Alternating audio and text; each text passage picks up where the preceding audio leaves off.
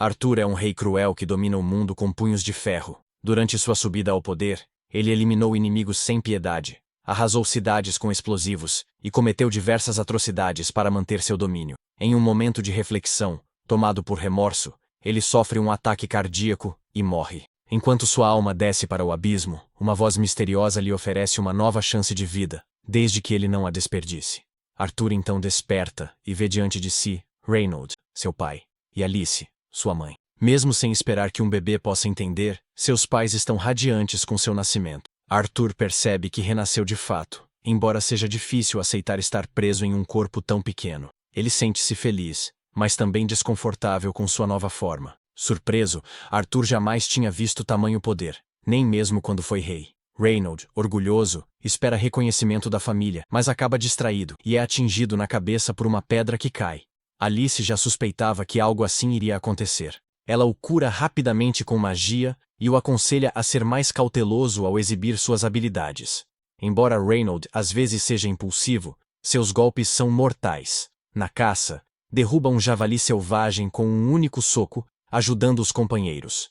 Ao voltar da caçada, Reynold tenta abraçar Arthur, mas percebe que está coberto de sangue e precisa se limpar.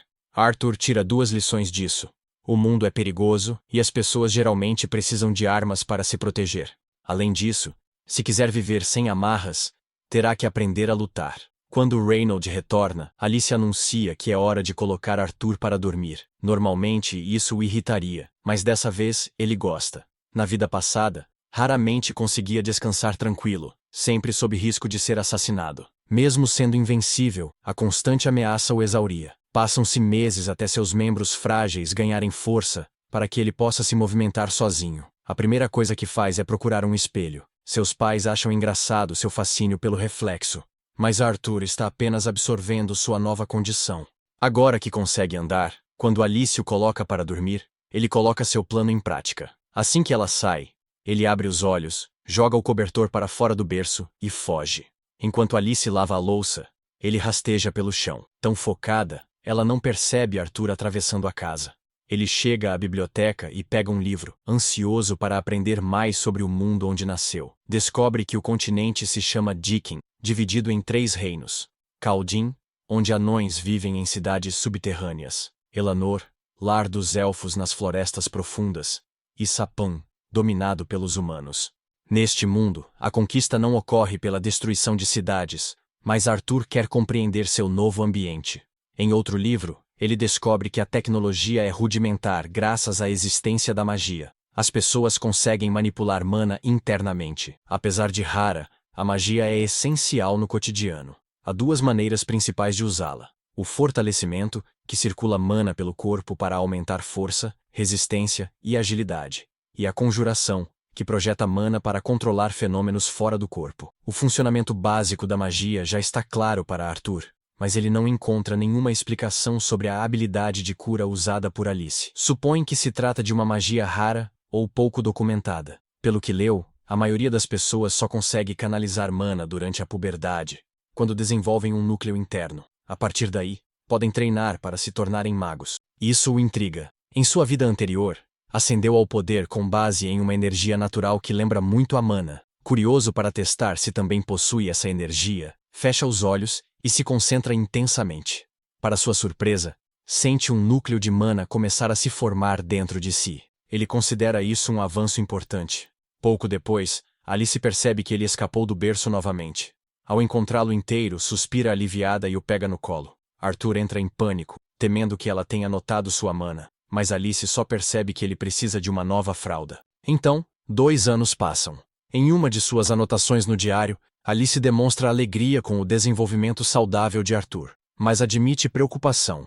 Ele nunca sorriu desde o nascimento. Do lado de fora, ela o observa com Reynold no quintal, praticando com um bastão de madeira. Arthur demonstra entusiasmo com o treino, mas Alice se enfurece ao ver o marido entregando um bastão, ainda que inofensivo, para uma criança tão pequena. Já conhecendo o temperamento da mãe, Arthur sabe que precisa evitar situações que provoquem sua ira. Para afastá-lo dos treinos por enquanto, Alice decide levá-lo para um passeio pela cidade. A visita é uma oportunidade de ouro para Arthur. Ele analisa o nível tecnológico através das armas nas lojas, vê ingredientes e materiais inéditos, E, o mais impactante, presencia um mago conjurando fogo diante de uma plateia. Ao final do dia, seu corpo infantil está exausto. Alice o carrega, planejando colocá-lo direto no berço.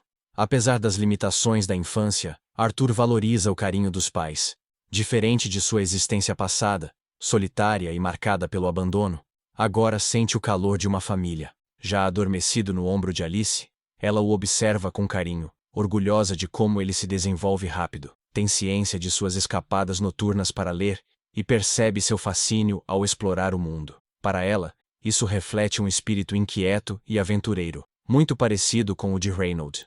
Embora desejasse que ele permanecesse seguro ali, promete a si mesma apoiar qualquer caminho que ele escolha, desde que traga felicidade. No dia seguinte, Arthur vê o pai praticando no quintal. Fascinado, observa atentamente enquanto Reynolds ativa sua mana. Algumas pedras flutuam ao redor, mas o resultado é fraco. Reynolds dá de ombros, satisfeito com o pouco que consegue. Sua especialidade, afinal, é o fortalecimento físico, e não a conjuração de feitiços.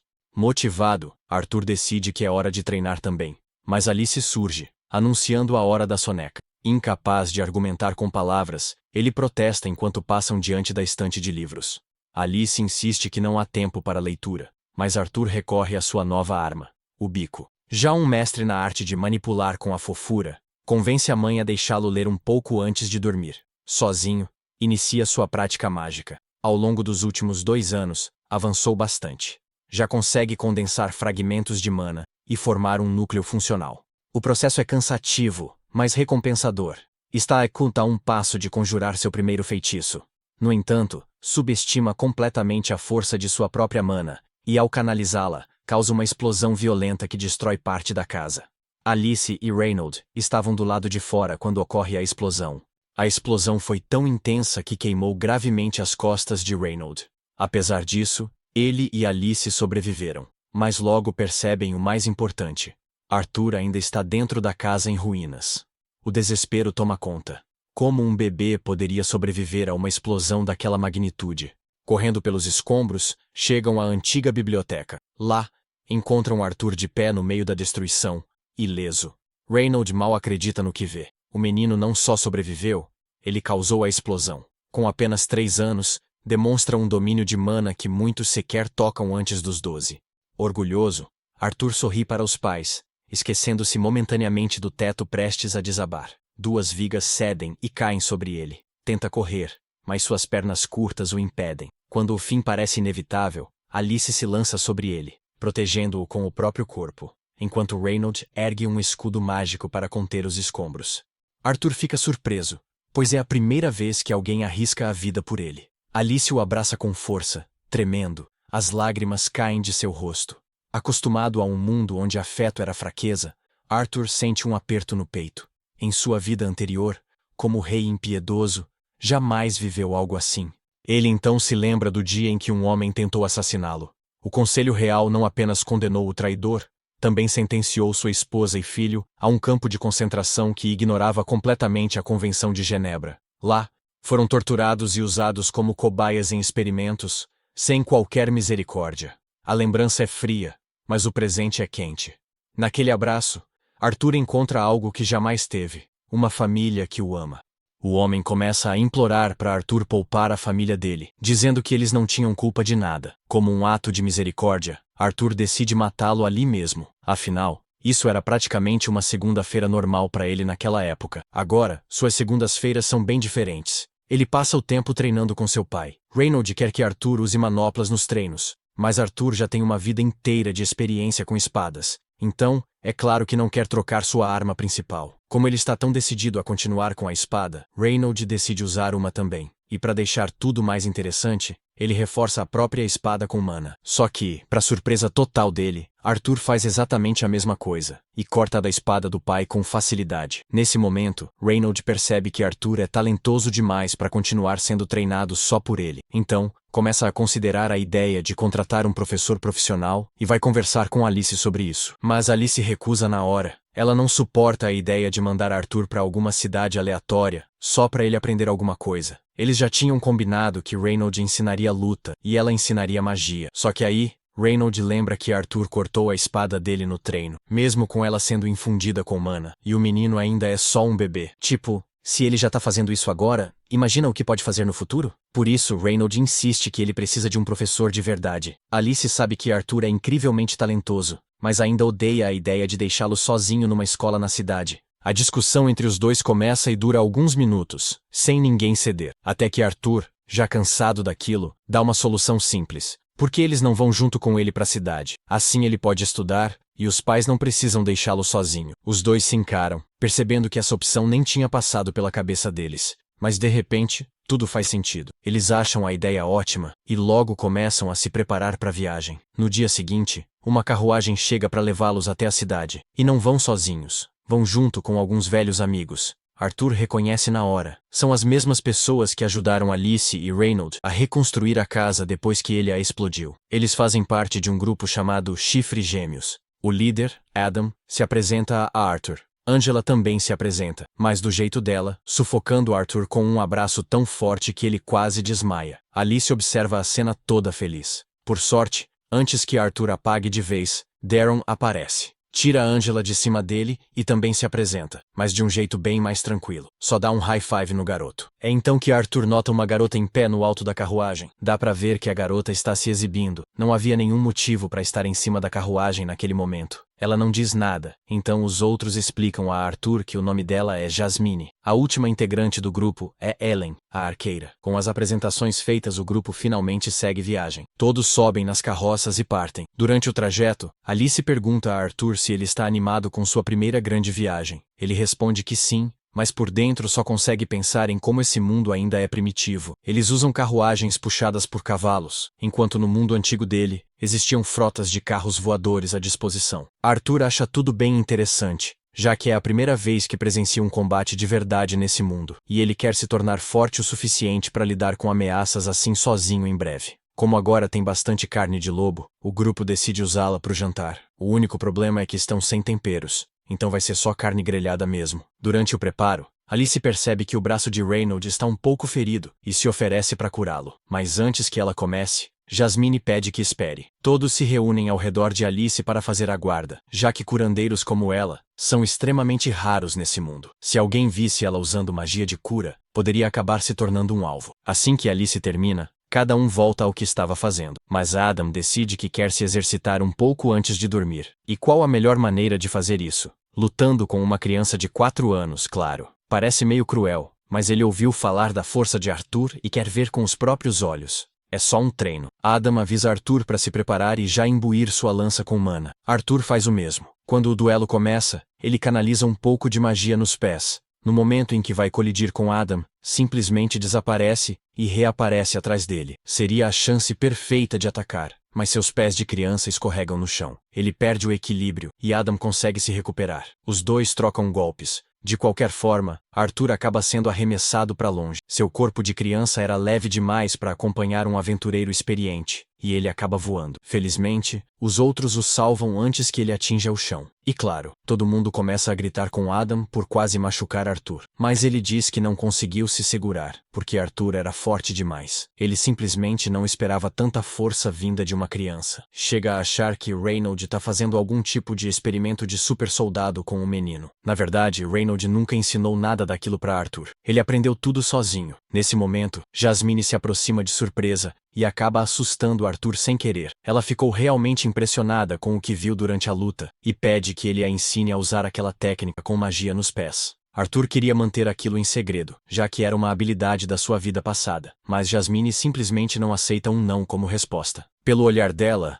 Arthur percebe que ela vai insistir até conseguir o que quer. Então, talvez não tenha escolha, e acabe ensinando mais cedo ou mais tarde. Na manhã seguinte, a jornada continua como planejado. Ao longo do caminho, o grupo faz algumas pausas para descansar. Nessas paradas, Adam aproveita para dar algumas lições básicas de lança para Arthur. Poucos minutos depois, Arthur devolve o favor e ensina Adam a usar um arco. Com algumas explicações simples, Arthur consegue entender tudo rapidamente. O único conhecimento que ele tinha sobre armas da vida passada era com espada. Então essas novas lições estão sendo valiosas. Como estava aprendendo tanto com os outros, Arthur acaba decidindo ensinar sua técnica para Jasmine. Afinal, Ao canalizar magia nos pés e combinar com magia do vento, é possível aumentar drasticamente a velocidade. Bastou uma demonstração, e Jasmine já conseguiu copiar a técnica perfeitamente. Mais tarde, enquanto Arthur lia um livro de magia dentro da carruagem, percebeu que Jasmine também estava lá, apenas o observando. Não era coincidência. Ela estava aproveitando cada oportunidade para se aproximar dele. Na manhã seguinte, Jasmine entrega uma faca para Arthur como forma de agradecimento por tê-la ensinado. Ficou bem claro que ela realmente gostava dele, já que normalmente evitava qualquer tipo de interação com os outros.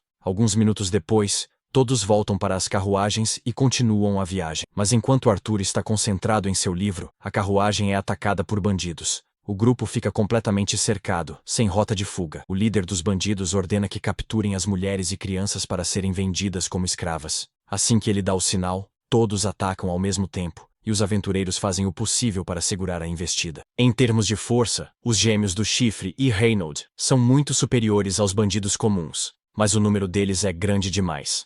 Aos poucos, o grupo vai sendo pressionado. Em um momento crítico, Reynolds é lançado de volta contra a carruagem pelo líder dos bandidos, ficando gravemente ferido. Alice tenta ir até ele para curá-lo, mas Reynolds a impede. Se os bandidos descobrissem que ela era uma curandeira, se tornaria um alvo imediato. Então, Reynolds pede que Arthur leve Alice o mais longe possível dali. Arthur não queria abandonar Reynolds, mas ele revela algo que muda tudo. Alice está grávida de outro filho. Proteger ela agora é prioridade máxima. Arthur entende a gravidade da situação. Assim que Reynolds dá o sinal, ele ativa sua magia e se prepara para fugir com Alice, enquanto Reynolds promete segurar os inimigos o máximo que conseguir. O líder dos bandidos ordenou que seus homens perseguissem Arthur e Alice, mas Reynolds se colocou no caminho e avançou contra ele. Na primeira vez que lutaram, o inimigo havia derrubado Reynolds com facilidade, mas agora, ele estava lutando por sua família, e dessa vez, não cairia tão facilmente. Enquanto Reynolds enfrentava o líder,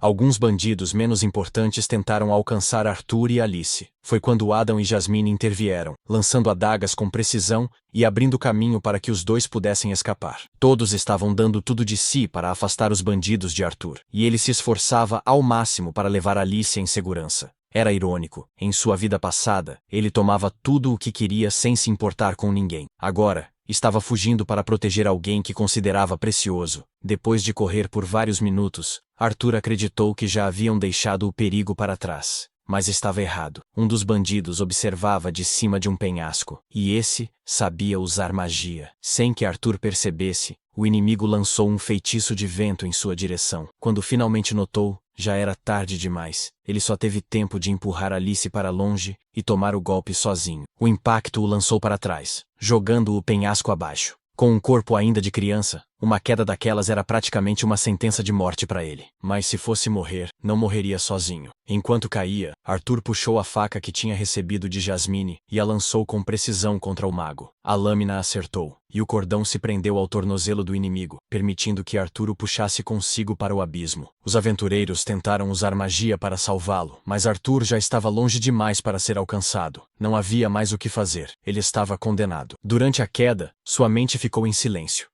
Mesmo diante da morte, sentiu uma estranha paz. Tinha conseguido proteger sua família. Finalmente compreendia por que aquele homem, em sua vida passada, havia lutado tão desesperadamente para proteger a própria. Arthur não hesitou em se sacrificar por Alice, e embora não se arrependesse do que fez, ainda desejava ter tido mais tempo. Queria ter vivido um pouco mais ao lado deles. Depois daquela queda quase fatal, Arthur consegue sair do rio e encontra uma caverna. Só que, ao entrar, ele dá de cara com um monstro assustador e já começa a se arrepender de ter ido procurar abrigo ali. Ele então pula tentando um ataque surpresa, achando que assim teria mais chance de sobreviver. Mas o monstro apenas o acerta e manda ele se acalmar. O monstro diz que não é mau e que só quer ser amigo. Mesmo assim, Arthur ainda está seriamente ferido, e as feridas não vão melhorar se ele não comer alguma coisa. O monstro começa a pegar umas frutas que crescem na parede da caverna e oferece para ele. Mas Arthur não confia muito nessa ideia de comer fruta que sai da parede. Ele pensa em tentar sair daquela situação conversando, mas acaba sendo vencido pelas dores. Quando tenta se levantar, ouve um estalo e começa a chorar. O monstro manda ele parar, lembrando que só o fato de ele ter sobrevivido à queda já é um milagre. Arthur tem várias perguntas na cabeça, mas o monstro diz que não vai responder nada até ele comer as frutas. Arthur hesita um pouco, mas ao dar a primeira mordida, percebe que o gosto é ótimo. Depois de comer bem, Arthur pergunta se o monstro sabe de alguma coisa sobre seus pais. Ele explica que não pode sair da caverna para verificar, mas tem uma habilidade que permite ver a longas distâncias. Ele então gera uma tela e mostra que os pais de Arthur conseguiram derrotar os bandidos restantes. Isso confirma que eles estão vivos e bem, e Arthur fica muito aliviado com a notícia. Ele agradece ao monstro por mostrar isso. E como vai ter que passar um tempo ali, decide ser mais amigável. O nome do monstro é Sylvia, e ela se mostra bem gentil. Nos dias seguintes, Arthur fica ali comendo e descansando para se recuperar. Durante esse tempo, Sylvia cuida dele. Quando ele finalmente se sente melhor, tudo o que quer é voltar para casa. Mas Sylvia explica que ele não conseguiria fazer isso sozinho. A caverna está perto da Floresta Élfica, uma região cheia de criaturas mágicas e bandidos perigosos. Arthur não teria como enfrentar tudo isso por conta própria, mas isso não quer dizer que vai ficar preso ali para sempre. Sylvia tem o poder de abrir uma fenda dimensional e pode mandar Arthur de volta para casa, ou pelo menos para um lugar mais seguro que aquela floresta. No entanto, criar essa fenda vai levar bastante tempo, então Arthur precisa esperar. Como não tem nada melhor para fazer, ele pega um galho e começa a praticar suas habilidades de esgrima. Vários dias se passam, e embora ele tenha passado a gostar da companhia de Sylvia, ainda não sabe quase nada sobre ela. Tudo o que descobriu até agora é que ela tem a aparência de um monstro assustador. Aparentemente, ela está se escondendo de algo, mas é uma pessoa muito bondosa. Depois de terminar seu treino de espada do dia, Arthur se senta em uma pedra para começar a treinar seu mana. Sylvia fica surpresa ao ver que uma criança tão jovem já tem um núcleo de mana, mas tem certeza de que ele nunca aprendeu a usá-lo da forma certa. Ela estende a mão e começa a acumular uma grande quantidade de mana ali mesmo. Arthur fica maravilhado. Sylvia está basicamente reunindo energia enquanto lança um feitiço. Se ele conseguir aprender a fazer isso, com certeza vai se tornar muito mais forte. Mas antes de sequer se oferecer para ensiná-lo, Sylvia faz uma pergunta importante. Ela quer saber o que Arthur pretende fazer com o poder que vai ganhar ao aprender essa técnica. Arthur já havia pensado sobre isso antes, mas agora, com mais calma, ele se lembra de como sua família e seus amigos quase foram destruídos por bandidos. Por isso, ele responde que pretende usar esse poder para destruir qualquer um que tente machucar as pessoas que ama. Sylvia, no entanto, não gosta dessa resposta. Ela dá um peteleco na testa dele, jogando Arthur para trás, e diz que jamais ensinaria sua técnica a alguém que pensa dessa forma. Arthur não entende por que ela ficou tão irritada. Para ele, parecia perfeitamente natural querer matar seus inimigos. Mas Sylvia quer provar um ponto. Ela levanta o dedo até a testa de Arthur e diz que poderia facilmente abrir o crânio dele com um único toque, ou poderia simplesmente tocá-lo de forma gentil. Ela pergunta qual ele prefere, e Arthur responde que prefere o toque gentil, já que não quer morrer. Sylvia explica que é fácil agir movido pela raiva e pelo ódio, mas que uma vez que se entra nesse caminho, a vida vira um ciclo vazio e sem fim. Ela não quer ver Arthur desperdiçando a própria vida desse jeito. Então, pergunta de novo, o que você vai fazer com esse poder? Arthur pensa melhor, e desta vez, se lembra dos rostos sorridentes das pessoas que ama. Ele responde que quer usar o poder para proteger quem é importante para ele. Sylvia gosta muito mais dessa resposta. Enquanto isso, do lado de fora da caverna, um monstro que se parece bastante com Sylvia está seguindo seu rastro e está bem perto de encontrá-la. No mundo antigo de Arthur, ele era o rei, mas isso não significava que tinha todo o poder. Quem realmente mandava eram os senadores. Arthur era basicamente um agente de guerra, convocado sempre que eles precisavam que alguém cometesse atos de violência que ninguém mais queria assumir, mas ele nunca gostou de viver assim. No presente, Sylvia está ensinando Arthur a usar sua técnica. Depois de mostrar como se faz, ela pede que ele tente sozinho. Arthur começa a condensar o mana do ar ao redor, e depois de algumas tentativas, consegue usar essa energia para se fortalecer. Ele já sente a diferença na própria força, então corre até Sylvia para agradecê-la por ter ensinado aquilo. Mas de repente, Sylvia sente alguém se aproximando. Ela empurra Arthur para dentro de um monte de pedras e manda ele ficar quieto. Arthur não tem ideia do que está acontecendo, então resolve espiar. É quando vê outro monstro, que se parece exatamente com Sylvia. Ela parece conhecê-lo e fica surpresa por ele ter conseguido encontrá-la ali. O segundo monstro, no entanto, não perde tempo e exige que Sylvia vá com ele. Sylvia se recusa, e ele começa a atacar imediatamente. Arthur quer ajudá-la, mas ouve a voz dela em sua mente, pedindo para que ele não se preocupe. O monstro tenta convencê-la a cooperar, dizendo que, se ela continuar resistindo, ele será obrigado a matá-la. Sylvia responde que prefere morrer a obedecer. Então começa a reunir mana e revela sua verdadeira forma. Sylvia é, na verdade, um dragão. e nessa forma ela consegue acessar muito mais poder. Ela dispara uma enorme rajada contra o outro monstro e consegue bloquear o ataque. Mesmo assim, ele avisa que ela está sendo tola. No estado atual do corpo dela, usar tanto poder assim pode ser fatal. Sylvia sabe disso, mas não se importa. Viveu uma vida longa e feliz, e está disposta a morrer para proteger Arthur. Ela consegue empurrar o inimigo contra a parede, mas ele ainda não foi derrotado. Se levanta novamente, pronto para contra-atacar. Várias explosões atingem Sylvia. Ela sofre muitos danos, mas, naquele momento, está mais preocupada com Arthur do que consigo mesma, porque a luta está perigosamente próxima de onde o escondeu. O inimigo lança mais um ataque, e Sylvia percebe que não pode desviar sem colocar Arthur em risco. Então, ela usa todo o seu poder para interceptar o golpe e consegue parar o tempo por alguns instantes. Com o tempo congelado, ela chama Arthur para fora do esconderijo. Ele obedece, já que o momento parece seguro e ele está cheio de perguntas, principalmente sobre o fato de ela ser um dragão. Mas não há tempo para respostas. O poder de parar o tempo logo vai acabar, e Sylvia precisa tirá-lo dali o mais rápido possível. Ela abre a fenda dimensional que vinha preparando há dias, mas, por causa dos ferimentos e da falta de tempo para completar o feitiço, o portal acaba se conectando a um lugar desconhecido, em vez da casa de Arthur. Ela queria evitar mandar Arthur para a floresta por ser um lugar perigoso, mas não tinha outra escolha. Mesmo assim, acredita que ele vai conseguir se virar sozinho e encontrar o caminho de volta usando a técnica que acabou de aprender. Por isso, não está mais tão preocupada com a segurança dele. Então, pergunta mais uma vez o que ele pretende fazer com o poder que ganhou. Arthur responde na hora. Vai usar tudo apenas para proteger sua família. Sylvia fica contente com a resposta, pois entende que ele não vai usar o poder por motivos egoístas. Antes dele ir embora, ainda tem algumas coisas que ela quer entregar. Ela cria um ovo e uma pena na frente dele e pede para que ele envolva o ovo com a pena e cuide dele com carinho. Como presente final, Sylvia também marca o corpo de Arthur com sua própria energia, deixando símbolos nos braços dele. Arthur fica sem entender ao ver que seus braços agora estão cobertos de marcas parecidas com tatuagens, mas Sylvia já está fraca demais para explicar. Só diz que, no futuro, ele vai saber como usar aquele poder, mesmo que ela não esteja lá para mostrar como. Sylvia aproveita para pedir desculpas. Conta que, na verdade, poderia ter mandado ele de volta para casa desde o começo,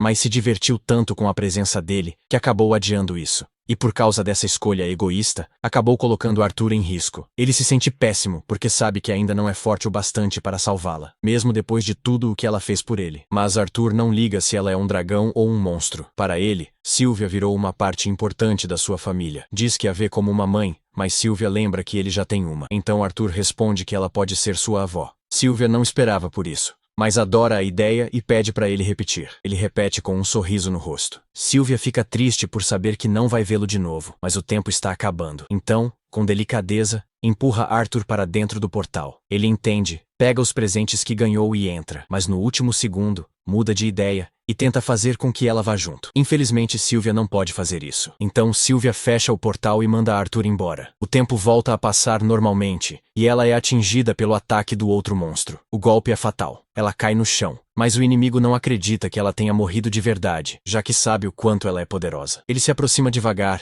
ainda desconfiado, mas acaba relaxando ao ver o corpo parado. No instante em que chega perto, Sylvia reúne tudo o que restou da sua energia e lança um ataque que o incinera por completo, junto com tudo o que estava por perto num raio de 1 metro. Enquanto Arthur está sendo teleportado, ele ouve uma última mensagem vinda de Sylvia. Ela pergunta se ele se lembra do que ela falou sobre o verdadeiro uso do poder. Arthur responde que sim, mesmo ainda abalado com tudo o que aconteceu. Sylvia diz que o mundo pode ser um lugar cruel, e situações tristes como essa vão continuar acontecendo. É por isso que Arthur precisa fazer o possível para mudar isso. Arthur diz que não tem o que é preciso para mudar o mundo, mas Sylvia responde que não espera que ele transforme tudo de uma vez. Ele pode começar aos poucos. Afinal, não é como se essa fosse a primeira vez que ele tentasse mudar o mundo. Sylvia sabe da vida passada dele como rei, e mesmo não concordando com o jeito que ele governava naquela época, acredita que se ele não se deixar levar pelo ódio, poderá ser um rei de verdade, alguém capaz de tornar o mundo um lugar melhor. Um tempo depois, Arthur acorda deitado no chão e promete a si mesmo que vai cumprir o que Sylvia pediu. Mas,